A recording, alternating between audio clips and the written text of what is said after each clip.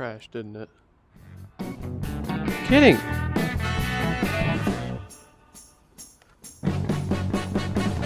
What's up guys, Buckethead here, and today we're going to be taking a bit more of a deep dive on the first few lessons that I have for playing Engineer in VR. As always, make sure to leave a like and subscribe, as this video is taken much longer to make because I have switched editors. I'm now working on DaVinci Resolve instead of VideoProg Vlogger, and this should hopefully mean much higher quality videos.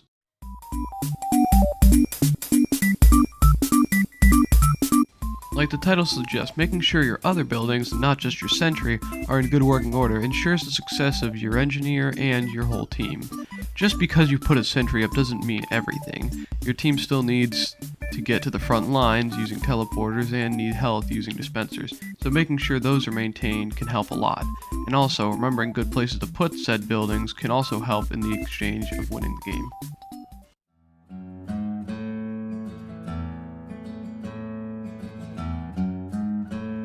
One thing that you're going to realize pretty quickly when you're playing Engineer in VR is how little metal you have. Sure, 200 might seem like a lot, but since you can really only build a sentry and a teleporter entrance or exit with that amount before you have to go get some more, you find it hard to manage your metal in between those tense moments where you're having to go back to the resupply since you forgot to build a dispenser and spent all your time on a sentry, or you have to run all the way back to spawn if you're on attacking because you didn't build a dispenser or even a teleporter. Managing your metal is one of the key things you have to grasp while playing Engineer in VR, and especially knowing how to manage your buildings.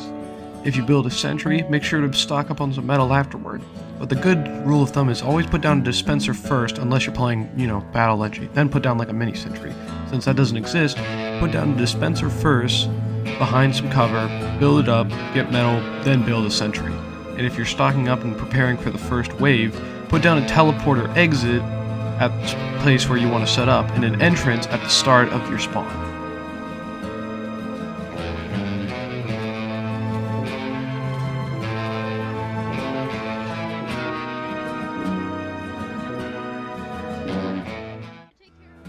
This also builds off of the last topic that I covered, but along with placing down buildings in the correct order, you also want to know which buildings to upgrade first. Now you might be thinking, well obviously if you're defending, it's gotta be your sentry, right? I mean, having a level 2 is loads better than a level 1, and it can also stop multiple attempts at trying to defend you guys. Well, no, that's technically not correct. You want to upgrade your dispenser first because that allows you to get more metal, and if you already have a teleporter set up, which you should by now if you watched my last lesson, you should get that upgraded as fast as you can. Having a higher level dispenser is only one thing, but having a higher level teleporter ensures more of your team can get onto the front lines as quick as possible.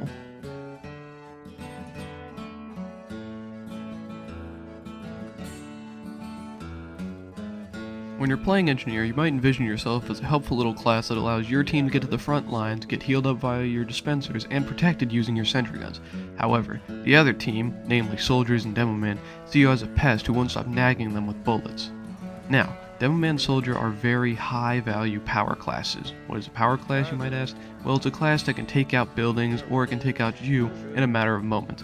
And Demoman and Soldier do that well, with their sticky bombs, rocket launchers, and even rollers can destroy your sentries in seconds, so it's a good way to deal with them. Here are some strategies. Number 1, always make sure that your main support buildings like your teleporters and dispensers are out of the way. Leave your sentry to take most of the damage, as it's much easier to set up the sentry than it is to set up the teleporters and dispensers again, and getting those destroyed means more teammates can't come to help you against these power classes.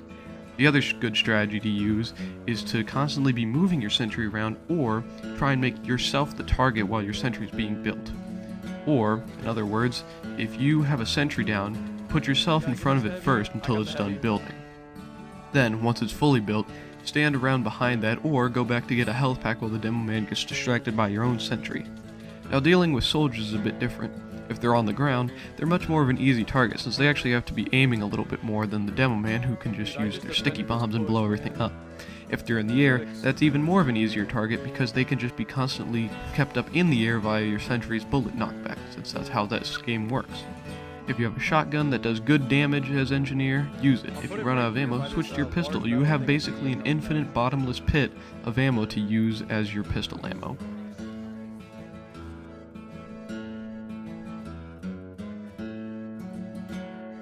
While this isn't my real outro, this is some final takeaways to use when playing Engineer in VR. First off, I haven't really put in any strategies on where to put your sentries. I feel like that's up to the player to learn and decide what they want to do with their time spent as Engineer. And also, all the other tips should be put into use almost every time you play Engineer, as this will help your team out greatly and make them not stop, harassing you for not putting your sentry or dispenser in the most optimal spot, or not upgrading said things. And just the final takeaways are, just go back and rewatch the video if you still feel like you need to get caught up on some things, and yeah, that's about it. Alright, see ya. Hey guys, thanks for waiting on this upload to happen. It's been a little bit of a journey here getting DaVinci Resolve to work and learning all of its quirks and whatnot, but I think I have a shot at making this really good. Anyways, like and subscribe if you're new to the channel and whatnot, and yeah, bye.